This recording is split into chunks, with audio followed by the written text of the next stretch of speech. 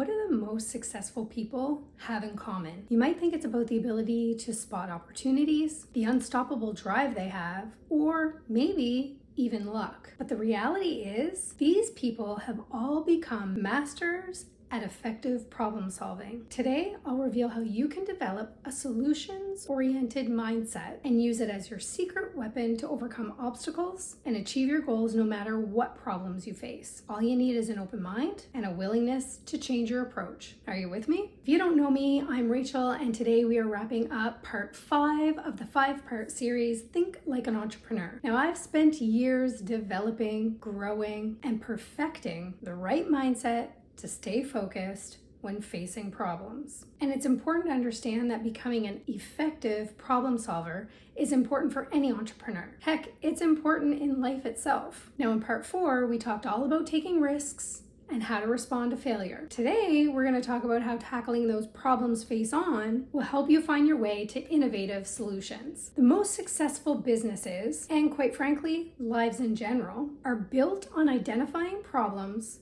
and providing effective solutions. This skill, or lack thereof, will either propel us forward or hold us back. Problem solving is all about finding a smart way to fix things when stuff goes wrong. And believe it or not, anybody can be a great problem solver with a little patience. Let's face it, when we face a problem, of course it would be easier to just sit back and let somebody else solve it for us. And yes, figuring out the solution to any problem takes brain power and energy. But just like working out builds your muscles or stamina, becoming an effective problem solver gets easier every time you do it. And besides, who wants to sit around and let somebody else figure out the solutions to what we could have discovered ourselves? So what should we do when we're faced with a problem then? I say, take the UNA approach. U-N-A.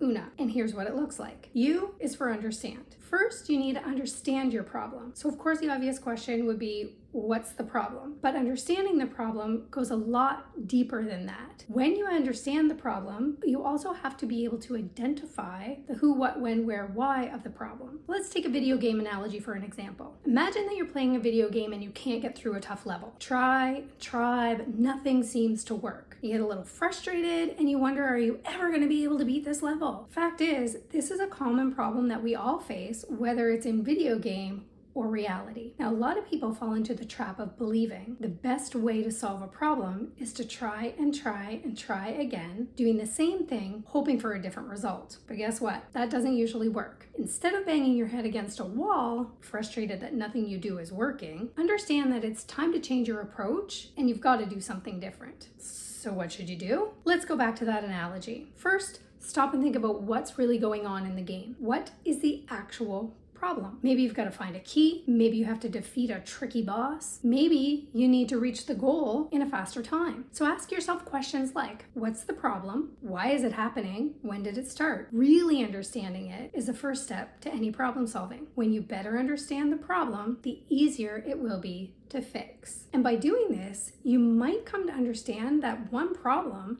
actually has 2 or 3 components to it, each needing attention of their own. So the next time you're stuck in a real world problem, step back and analyze the situation. Ask yourself the questions and be honest about the answers. Sometimes this is where our pride takes a hit, but I promise you, the more honest you are, the easier the problem will be to find a solution to. All right, now that you've identified your problem and you've fleshed it all out, what next?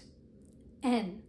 N stands for next steps. And as tempting as it might be to just jump in with the first thing that comes to your mind, it's not always the most effective solution. When you jump in without any strategy, you'll often find yourself expending much more energy, and this is where burnout can happen. So think back to that video game analogy. You might restart the game and go with the trial and error method. Eventually, if you put in enough time and enough energy and you play enough rounds, you may be able to figure out the problem. Usually, this is a long process. But if you take time to consider your next steps, you might do things like get on the internet and search up a walkthrough. You might talk to a friend who's already beat this level and can give you some tips. Or maybe you might even watch a video of someone who has already completed this level. These things are much more likely to help you effectively solve your problem. versus the trial and error method. Just like a game, brainstorming ideas for your business problems and seeking information from others who can give you valuable feedback will help you develop the skills of becoming an effective problem solver. Once you have a bunch of ideas, evaluate them. Put them in an order of priority. Which one do you think is the best one to start with? Then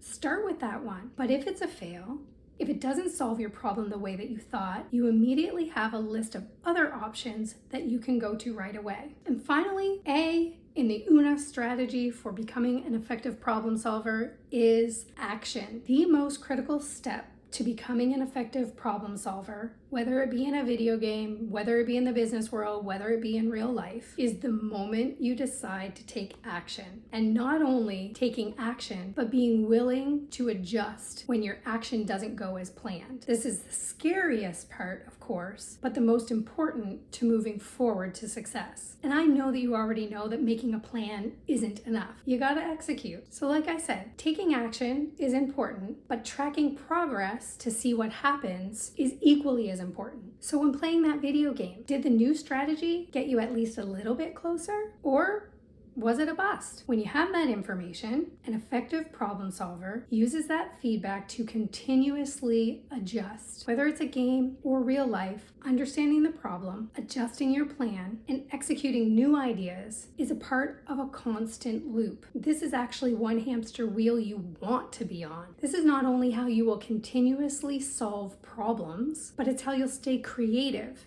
and innovative, because there's no time for repetition. There's no time to become stagnant. And this is what we call adaptability. When you consistently make a point to ask yourself, what can I be doing differently? You become aware of the opportunities around you. And the more open you are to changing things up, the more likely you are to be an effective problem solver. And remember, one of the key components to becoming a successful entrepreneur is the ability to solve a problem. And every time you solve a problem, you get a little stronger mentally. And as you already know, mental resilience is yet another key skill to becoming a successful entrepreneur. So the next time you face any problem, real life, fantasy game life, business world, education world, wherever, give the UNA strategy a try and let me know how it worked for you. First, you understand the problem, then decide on a bunch of possible next steps and choose the best one to start with. And finally, take action and jump on that feedback loop of adjusting,